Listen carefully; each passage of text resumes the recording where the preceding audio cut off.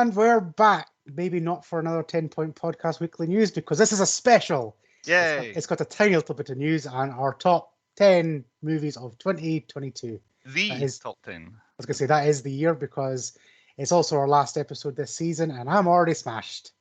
So if you listen to last week's news, God knows what the format is this time, because I will just make it up as I go along. So let's start before I pass out. It's going to be a long, long night for us. Not this episode, but to record 2 episodes in one night. Anyway, what have we been watching that doesn't ruin our top 10 films? Because that's partly what Chris did this week. Me too. So I can't actually remember what I watched at the moment. So Bruce, you go first till I remember. Well, as you've mentioned, I think, counting up in my head, I think I watched, in the last week, 7 films that came out this year that I hadn't seen previously. Making up for the month. You went all out on this episode. Well, I was saying, the World Cup, I watched no films and all the football just stopped. So I had plenty of free time. I was able to go to the cinema and watch a new film, and I watched 6 other ones. Pretty much every night I watched a film this week. So I've caught up. But we don't talk about it. It's not a film, but I watched Taskmaster, the most recent season. Finished that. I knocked that out of the park in pretty much a week and a half as well. I thought it was really good. I think a return to form for Taskmaster. Yeah, definitely. And I love the Scottish woman who I've never heard of before. She's Fern Brady. Fern Brady. I haven't finished it yet, but I need to go. She is absolutely amazing, and Darryl O'Brien just works as well. Darryl O'Brien was very good selection for her. And Fern Brady, I think Fern Brady, like you say, I think she made me laugh every single task she ever did. She was amazing. Like me filming this podcast, she gets sleepy. She gets excited for it, but then she tires herself out because she's so excited. I love that she said that she can't get to sleep the night before she does tasks, so therefore she's always tired when they come up. So I've watched all of that basically in the last week and a half, and I've nearly finished season 1 of Ted Lasso, finally using my Apple Plus. Season 2. Right. Okay. So I think I've got the last 2 episodes to go, season 1 of Ted Lasso, and it's very much what I thought it was going to be, on the subject of if I ignore all the things that football-wise don't make sense, because I know how football operates and all that sort of stuff, it's enjoyable. It's not. I'm rarely on the floor laughing, how funny Ted Lasso is, but I'm very much engaged with all the characters. I feel like it's very well written from that point. I feel Roy Kent needs his own show. He is the best thing about it, hands down. I don't know if he would work on his own with Roy. I think he has to be 2 or 3 scenes an episode, just being a hard man. The one that's drawn me in is Keeley, Juno Temple. I didn't realize that she was English. I thought she was American. I was like, she's got an absolutely amazing English accent. And I googled it. Oh, she's actually English. That's why she's got an amazing English accent. But she's really good. I love her character. And Ted's great, obviously. Coach Beard. And then Rebecca, the kind of club chairman, she's really good as well. I didn't realize it was going to be as much about her as Ted. They're the 2 main characters, really. But yeah, that's the best thing I've watched in the last week. That isn't any of the films that I've watched. But yeah, pretty much keep a secret for now for honourable mentions in the top 10 later on. A lot more films will be coming up for me. There you go. So, Chris, what do you watch? Well, maybe the same, isn't it? Kind of. I did a double feature of a certain couple of films. Did you finish off Police Academy by any chance? I did not. It's going to spoil what's coming later on, but I did a Top Gun double feature. I watched the first one, then the second one, because I hadn't seen the second one. Okay, so how did you find the first one then? I don't remember any of it, to be honest, from the first time. I'd watched it years ago, and I watched it again. I was like, this is a whole new film. I can't remember any of it. And Goose, he gets me. I didn't realise that was a guy from ER either. Yeah. Anthony, what's his name, man? Edwards, I think. Edwards. But I'd watched it, and you know that scene where he laughs. Did you notice the famous bit of where they could tell he only had a military jet for half a day of filming? So he'd be like, "Nyum," and it just flip the image and go, "Nyum." All right, okay. They just basically literally flip it because they didn't have enough shots. Compared to the second one, I thought it was good before I'd seen the second one, the air shots, but. It was, but yeah. When you rewatch it and then somebody tells you that fact, it is the same scene flipped. It really is noticeable. Were you able to spot the Easter egg that sat for 30 years of the character who turns into the love interest in the sequel? As in, she's very briefly mentioned in Top Gun, just in passing, and then they wait 30 years it was to actually have her be in the film. I didn't, because I didn't pay that much attention the first time, but then I was like, I wonder who that is, and I googled it, and it came up with an Easter egg. It's and then just playing off in the new one is like, oh yeah, you know her. She's a character in the first film. Strictly speaking, yes, but not really. But yeah, Top Gun is one of these films where fighter pilots and beach volleyball and Goose dies, And then that's pretty much. I can't really remember what happened. See, when I thought he died in action. I remember there's been some He combat. died in action.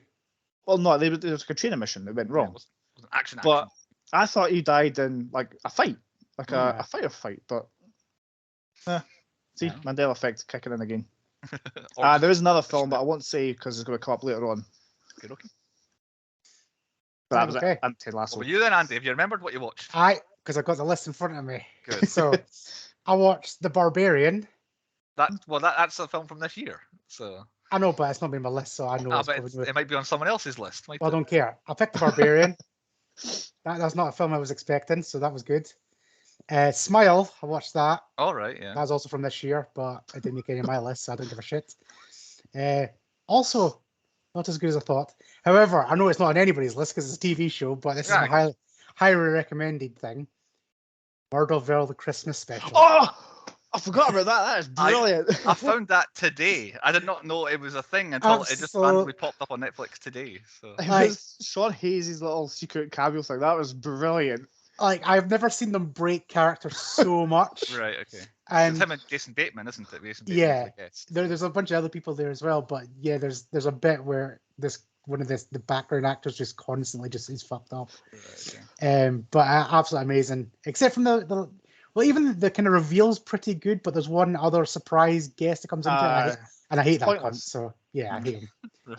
The only one I would say is when Sean Hayes he's lying or dead. He goes, "Quick, give him mouth to mouth," and he's moving his head away. He goes, "Oh, he's still alive! Quick, give him!" There's loads of stuff like that in this one. It's like I've never seen them all break character so much. He is the worst at it. The actual first series is the most surprised I've been by how good an American version of a British thing was going to be. Like, I thought, oh, this is going to be terrible, and I watched actually really, really, really good. So I'm looking forward to the Christmas one. I mean, it is Will Arnett is a god at this kind of thing. So yeah. Yeah.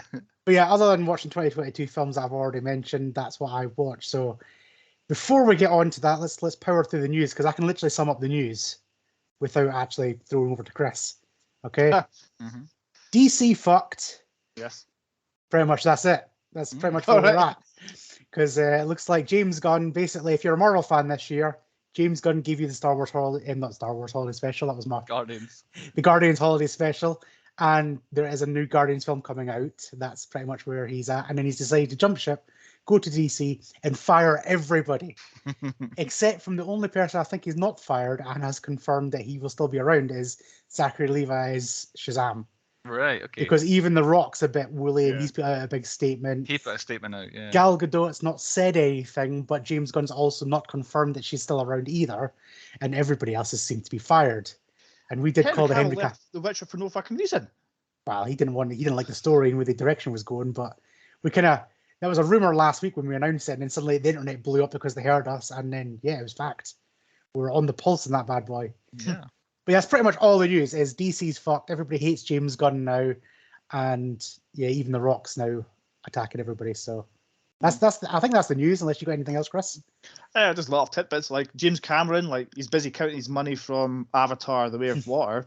He hasn't ruled out another Terminator movie yet, despite Dark Fate not performing well. But being quite good though, Dark Fate. I quite like Dark Fate. Yeah. It was all right. I also seen there was a Predator 6 rumors now as well. Ooh, I didn't see that one. With Arnie back. Oh, okay, all right. So it's going to be like old Arnie, which everybody's like moaning about because apparently the Predators, when they blow up, it's actually a radiation blast. And because he was so close to that blast, he would have actually died of radiation poisoning years ago. But apparently they're skipping over that fact. It's Arnie. But there's giant aliens in the film, so... I know. People's logic is like, you cannot be happy. It's like, what? So you're okay with the Predator, but him surviving radiation poisoning, Why would the Predator not want to come back and take down somebody who took down a Predator? He's like the biggest game. Exactly. It's true. But then why didn't they pick up Arnie and Predators? Depends on that was They were looking for him and they couldn't find him. They're pretty shit Predators, aren't they? Or maybe the radiation's hiding them. Carry on, Chris. The only one I've got is the chameleon that is Nicolas Cage has done everything in movies apart from make a musical. So he now wants to do a musical and play a key role in Jesus Christ Superstar. I'd watch that. Would he be Jesus Christ? No, I'd say so. He wants to play Pontius Pilate. Right, okay. But also, did you see the news where Nicolas Cage thought he was an alien until they basically said, no, you're human? Again, I said, when you revealed this news to me, my answer was, I still need proof. I'm not confident that he's definitely not an alien. It was amazing. Yeah. So there you go. That's pretty much the movie news. So let's get on to the big reveal, and Bruce can take over because I'm hammered again. So what is our top 10, Bruce? This is our top 10 of 2022. Before we get on to the top 10, I do want to run through this week's top 5 because I think it's quite important that we run through this week's top 5 of the actual what's in the cinema. Because I did go to the cinema as well. Yeah, exactly. I didn't ruin for you yet. Yes, exactly. So number 5, Strange World. Number 4, Violent Night. I've got Violent Day written here. I don't know if that's auto-corrected the word night to day. Violent Night. Black Panther, number 3. Matilda is still making more money than Black Panther is on a weekly basis at this point. But number 1, Avatar: The Way of Water. This is the weekend I get every time we do the podcast. I do the opening weekend numbers in the UK. So Black Panther, Avatar on its opening weekend, £11 million in the UK on its opening weekend. Can I just add something before we carry on? Mm-hmm. I definitely added £1.50 to that because that's how much my 2 cinema tickets came to. Is that all it was? £1.50? Yes, because I used my Virgin Air miles to convert them into free cinema tickets. So I had to pay the £1.50 booking fee. So I got 2 free Avatar tickets. There you go. So £1.50. I think in the end mine was about £10 or something like that, and that's like to see it. I think with Meerkat codes and having to buy 3D glasses and all this sort of stuff. So yeah, 11 million. That was 10 million more than what second place was this week. That was Matilda. So at the moment, on one weekend, Avatar has made a third of what Black Panther has done since its release in the UK. So it's already a third of the way to what Black Panther did in 1 week. And I feel like Avatar is going to keep getting people going to see it kind of through Christmas. I feel like, I don't know if it's for you guys, but for me, kind of Boxing Day, the days after Christmas, is quite a big cinema going day. I used to always go, like, they always just do a big cinema thing on Boxing Day. I used to always go. Yeah. It's kind of a reasonable. And I think it was like when Star Warsies were out, it was always our tradition was taking Sean up to the pikey little cinema to go watch Star Wars. That's right. And then the Harry Potters, I know many families did Harry Potter at Christmas because they were always Christmas, and then Lord of the Ringsies and Hobbitses and all that. So Avatar is probably going to completely surpass Black Panther. It'll probably end up being the biggest money earner of the year, Avatar, but I think it's Top Gun it needs to beat for that. But we'll soon find out. But yeah, it's not a big weekend. I'll mention that. So yes, on to the official top 10 movies of 2022. This is official. This is better than the Academy Awards, by the way. Exactly. This is not pointy affiliated, but is like, I don't know, pointy adjacent. This is separate to that. This doesn't include any of the episodes. These films have to have had a release in the UK or the US in 2022. It's always a point of contention, but I think we're all fine this time. I think there's no argument. Good, because you picked a film that came out. And then someone else did the year after as well. Yes, it's all water under the bridge. I think we're good this year. And what usually happens every year is we have joint 10th because we picked too many films. We've actually, between the three of us, been quite unanimous this year. That's because cinema sucked balls this year. Yeah. It's been the clear top movies of the year. However, that means that we can't actually fill out our top 10 with our picks. So we've had to go to our community picks, and some of our listeners, they sent in. So they managed to round out our top 10. So the most popular film amongst the community that we did not pick, and at number 10, the top 10 film of the year, Avatar: The Way of Water, that I've just been talking about. Absolutely amazing, isn't it? It's certainly something, I'll say that. I did a spoiler review of, like, it's 3.5 hours. Yep. It doesn't feel like that. Like, when I was watching it, it did not feel like that at all. But when I came out of it, I was like, I genuinely watched a fish tank for 45 minutes in one bit because nothing happens. Yep. And then I was like, fuck me, nothing happens in that entire film. It is up. I still cannot fathom how they made this film. Like, my brain, I'm sitting watching it and I'm looking at two blue people in like bright lights with sweat and raindrops coming off their face, talking to each other, and the background is all like this, and they're jumping. It's like, but none of that is really there. How the hell did James Cameron and the rest of them make this year? Yes, I know they're taking 10 years to make it, but it's impossible for them to make a film look this good. However, for me, I was just so bored watching this film. It is so. There's 3 hours to this film. Hour number 1, you're back on Pandora. Here's where the characters you know are now. Here's a whole bunch of... Chrissy, did you hear that? I didn't hear it, no. Santa's coming down his chimney. Right, okay. Hour 1, here's all the people you remember from the first film. Some of them are back again, and we'll explain how they're back. Some of them are surviving. Plus, here's half a dozen really annoying kids that we know you want to watch for the next 3 hours. Hour number 2, boring stories that who these kids are and why they're irritating and what each one's problem is and why you hate them so much. And then hour number 3 is big action set pieces and explosions and attacks. Which is what and I paid fighting. for. That's why Exactly. I paid my $150 go watch that shit. I think I came as close as possible without falling asleep in the middle hour of this. There's one point where I was like, it's one of those really long blinks. That's the fish tank part. Yeah, the fish there tank. is just it's a whole section just like, oh, it's pretty, but then it does wear thin after about 30 minutes. Like, what's happening now? It's like, move the story forward for the love of God. Essentially, teenage boys making undefendable decisions after another, making me resent half the characters in the film. Just really turned me off to the whole thing. But it's so spectacular that I cannot say it's a bad film. So I'm happy it made into the number 2. I thought it would get a little wee bit higher up, but yeah. There was two of our Jade and Chantel both picked it on their lists, so that's how it makes it. It's a female thing, not to be sexist. We represent. I mean, I was too busy trying to dodge once again. Is there a blue penis going to fly out because it's all in the water and things are flapping around? Yeah.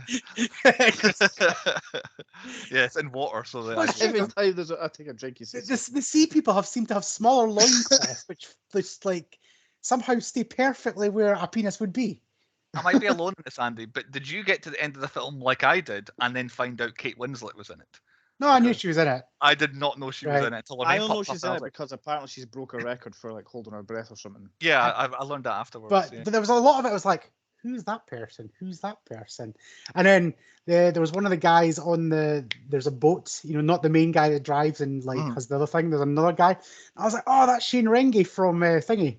He's on my Facebook because like one of my friends, but he was like guest at one of the shows. Oh, right. And I was like, that's him. I mean, he plays like things in Narnia. He's always a kind of creature guy, and he plays like the Mama-Kill driver in Lord of the Rings. Right. So you could tell it was filmed in New Zealand because that's where he's from. Right. But yeah, I was just like, that was the biggest pop because it was the only character I recognized. Everybody else was like, you're just a blue cunt again, aren't you? Yeah. But I don't know. It was just too long. There wasn't enough there for the length of time it was again. Yeah. And I'm concerned that it was a reboot, like a subtle reboot, as in they've introduced a whole bunch of new characters and here's the same villains as before with the same intention as before, and then we know we've got another 2 films coming after. And also Giovanni Ribisi is in one scene, so don't go into it trying to see him, Chris. I know. One scene, and he's barely in that one scene. So anyway, enough about Avatar, although it is the newest, biggest movie around at the moment. On to number 9 on our top 10 of the year. It's my number 5. I thought you were going to say it's my number 1 there. I was waiting for that. That happened last year, I think. So it's my number 5 is number 9. I think I'm still the only person that has seen it. And I mentioned it last week, and that was X, which I don't exactly know too much about. I seen that. I was like, I'm going to watch that, or I'm going to watch Barbarian. I was like, I'm going to watch Barbarian. That's what I went with it. Yeah, that had the same choice, and I ended up watching both. But X, I definitely like it better than Barbarian. It's definitely worth a watch, unspoiled like Barbarian was, which I'm sure we'll get into that in a little bit later on. Yeah, I mentioned it last week. There's not much point talking about it anymore. Go listen to last week's episode. It is number 9 on the list, purely by my vote. I don't think anybody else has seen it. So number 8 in the top 10, Andy's number 5, Violent Night. Aye, what a film. The best Christmas film ever made, or something like that, I think you said it was. Aye, definitely up there. I'll probably bring it up on our final episode of the podcast as well. But yeah, it's a banger. I haven't seen it yet. I don't know if it will come to home. I'm planning to watch it since it's Christmas season there. Yeah. Well, they did release it onto streaming very quickly, which apparently they weren't going to. But it's still doing fairly well at the box office, as you can see in the UK. But yeah, the Americans just decided, fuck it, we'll put it on a streaming service, as they always do. Because the hype is now, and people are going to want to watch it, and it's a Christmas film. You kind of want to get everybody who's at home for Christmas to watch it at the same time as well. So, yeah, it makes sense. Because if I knew it was going to come out this quick, I would have definitely changed it. We've been talking about it in the next episode. Yeah, right.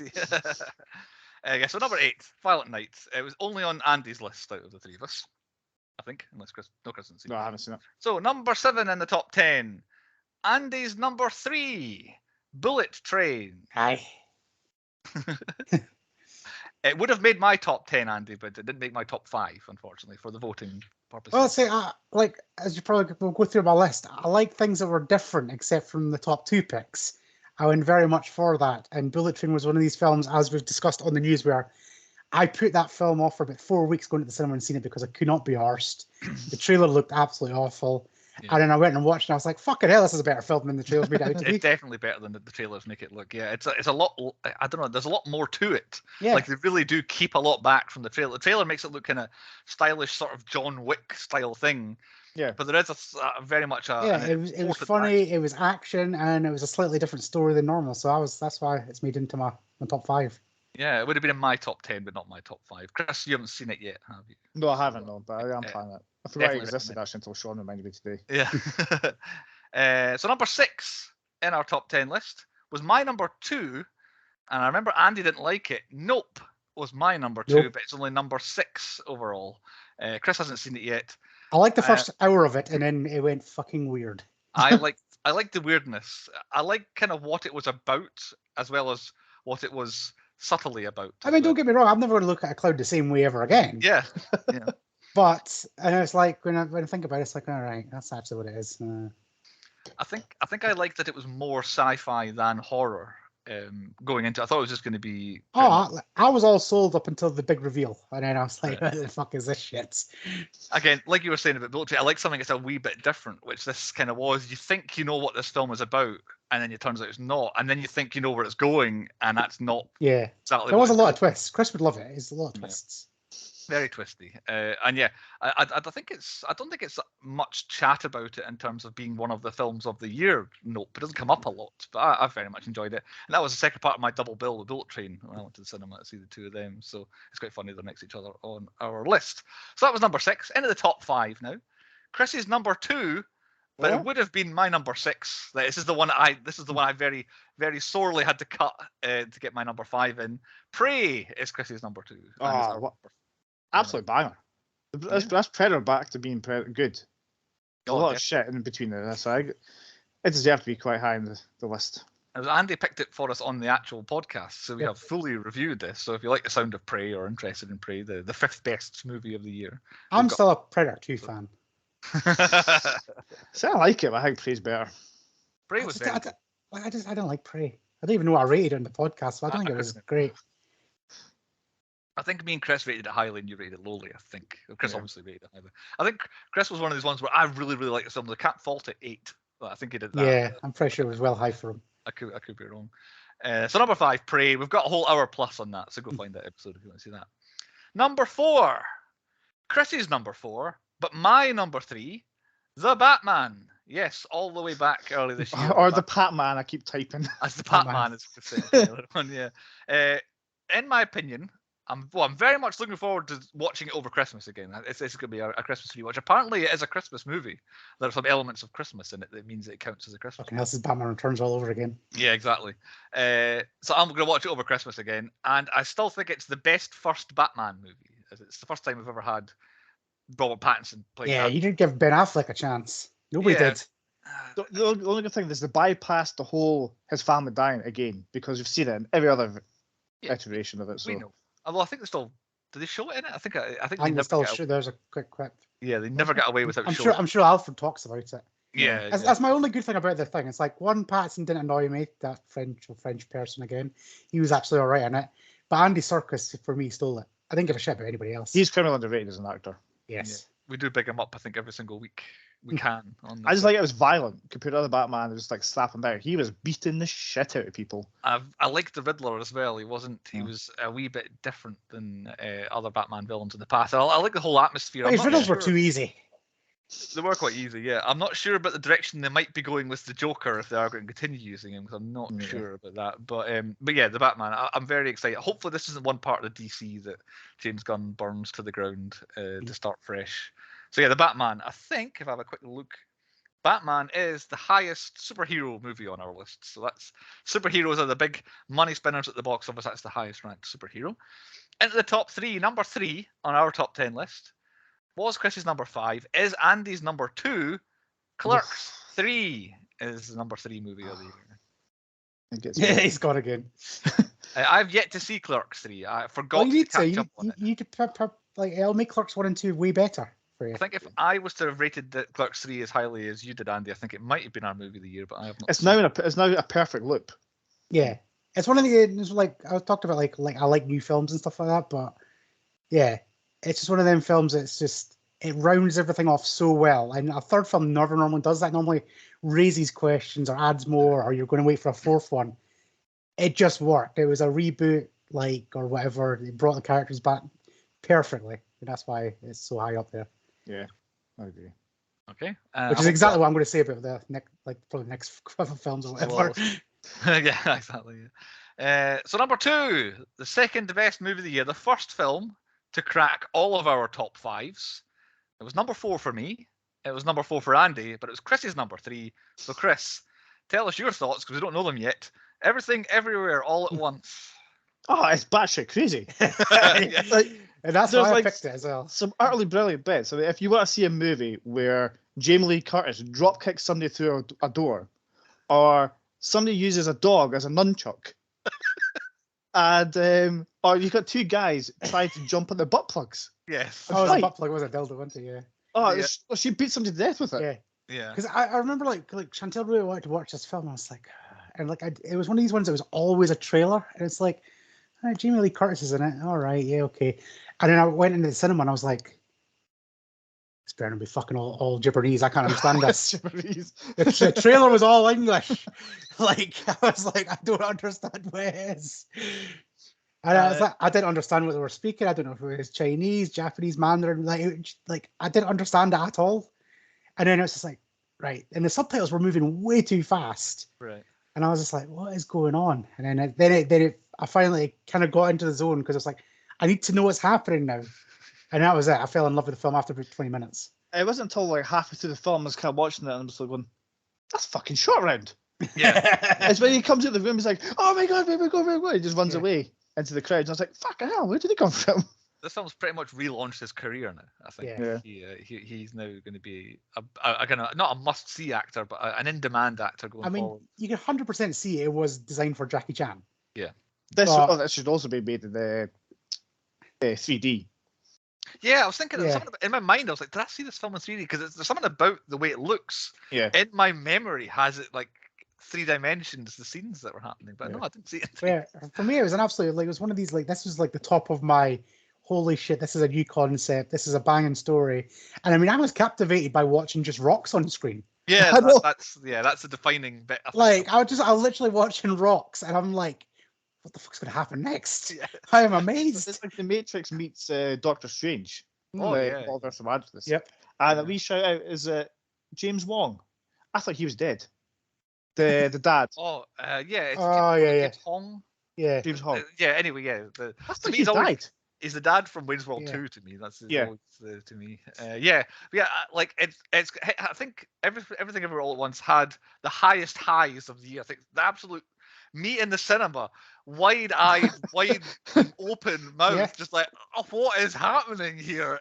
More than anything, there's some of the other. It gets a bit tangled up in itself for me. It's not flawless by any stretch, but well deserving of being number 2. I think number 2 movie of the year. So before we go on to number 1, the 2 guys definitely know what it is at this point, and obviously I've got it written down. So what films have we not mentioned so far that you want to give an honourable mention shout out to that came out this year? I can't remember. Oh, Jackass Forever. Jackass. That was on the bottom of my list.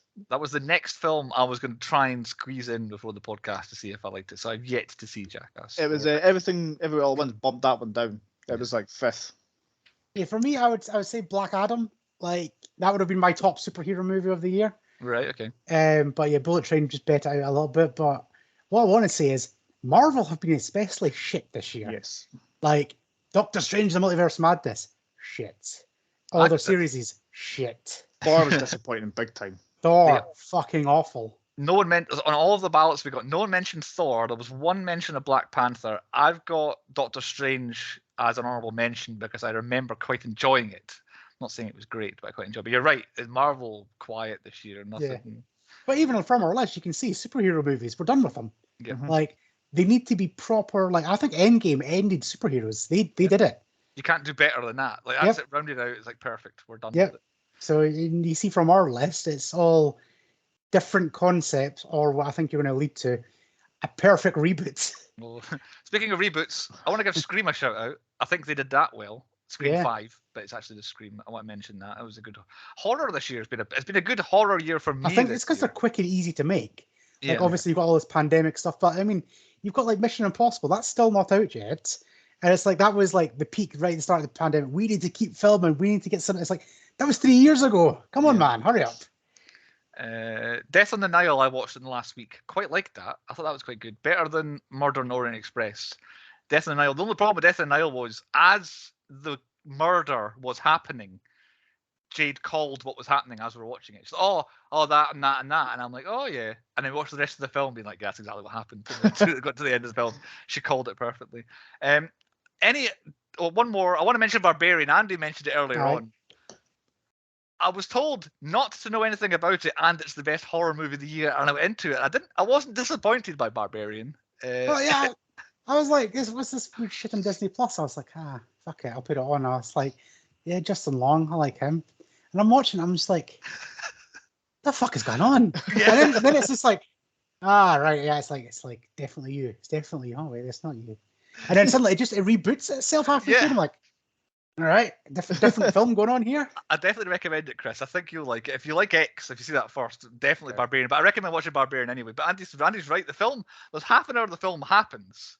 And you're trying to work out who the fuck, what's going on. You're like, you've got it. And then it just resets the film. Yeah, it's a different film starts, and you're like, oh yeah, I'm not wrong. Justin Long is in this film, and then you get like another half hour, and it does it again. There's a whole other new film starts again. Yeah, your guy from Doom's in it as well. He just turns up. It's like, what's going on here? And then all three bits kind of come together with. I won't spoil it, Andy, and you should either. Probably one of the most mental horror movie villains that's ever been. Definitely. Yeah, okay. I mean, the problem was I watched that, then I backed it with Smile, and Smile has a very similar thing on it, and I was just like, so Barbarian beats Smile for me. Right, okay. But Barbarian, highly recommended. Any dishonorable mentions, any really bad films this year that you need to call out for being really bad? A lot of shit. There has been. I will vote. I watched it in the last week. I think it might be the worst time I watched this year. The Unbearable Weight of Massive Talent. I went in with high hopes for this one and came out sorely disappointed by it. This film had so much potential, and it just offered nothing whatsoever. The Nicolas Cage being Nicolas Cage thing was so bad.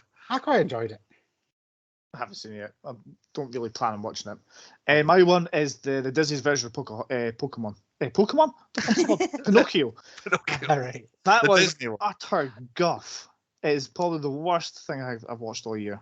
One of the worst things anyway. I was going through my list of shit, and one of my ones is The Northman.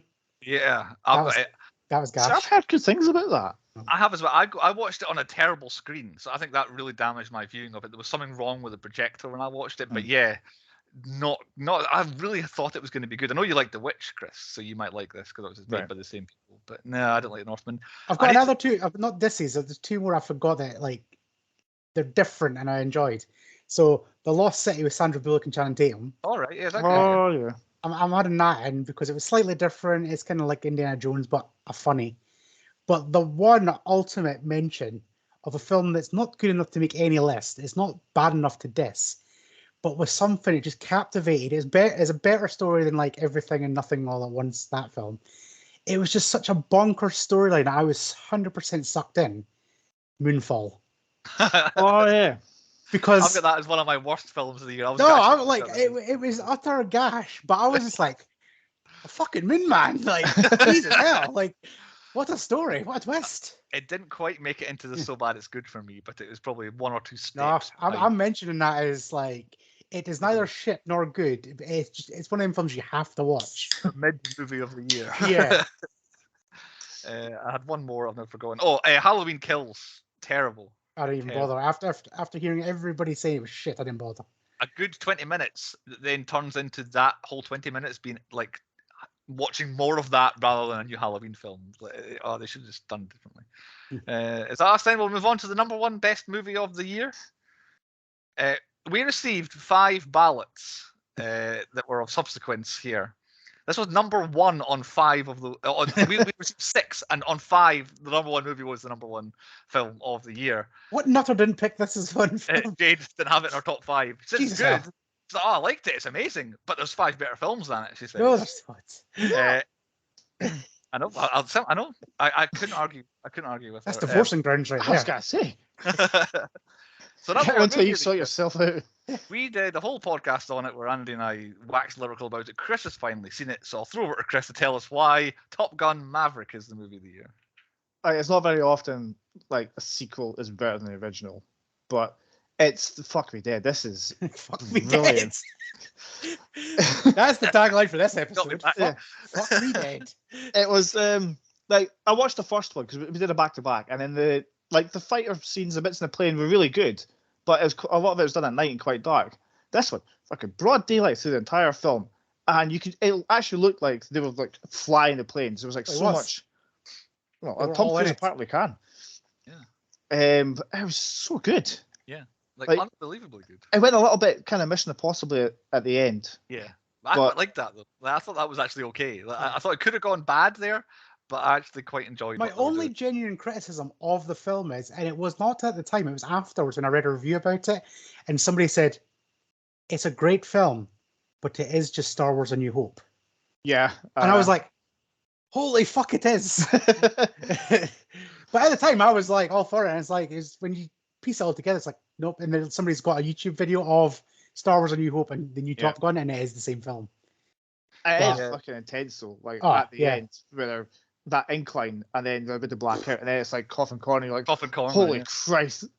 It was like, and then, like, because if you play games like, you know about flares, you know about, like, other things, and you're like, you only get so many flares. What are they going to do after that? Yeah. Oh, what's going to happen? Who's going to die? I think what Tom Cruise does well, like he's known as a bit of a bellend. I know I love Tom Cruise. Mm-hmm. I love him. But I think what he's done is he made us all believe that it was him. Like, I didn't feel like it was a film. I felt like we were watching Tom Cruise save the fucking world. Like, that's what it felt like. It's like at any stage he's like, he's not going to do this. He's not going to do this, but he does it. It's like I was sucked in. I'm massively sucked in the whole thing. Since we've all seen it now, so a bit of a spoiler for anyone who's not seen it. This is one of my number 1 and 2. This and Batman, my rewatches over Christmas, or this and the Batman. Since we've seen it, so anyone who hasn't seen it yet, don't get spoiled. There's a great theory that I heard about this film. I don't know if I mentioned this to Andy on the podcast. That the supersonic going Mach 10 bit near the beginning with Tom Cruise, if he was to eject out of that plane like he does at that speed, you would be killed instantly. And the theory is that from that point on, which is literally him walking into the diner, is Tom Cruise in like heaven or like in the afterlife. And that's why everything is perfect. That's why everything goes so well for him. That's why everybody they want him back, and the woman now wants him, and he's great at his job, and he gets to go lead this mission, and he saves the day, and they succeed with the mission. And that's why it feels like the 80s. And that's why everything goes so well for him, because he's like in this forever eternity, reliving his best days as he was. And it's like, bullshit. I want to watch the film again with this as the theory going in to see if the events don't actually happen. It's all just in Maverick's mind. The bit that got me was still Val, though. Oh yeah. Oh man, what a guy. We love Val Kilmer here. And that's it. That's the number 1 movie of the year is Top Gun Maverick. I think it was always inevitable.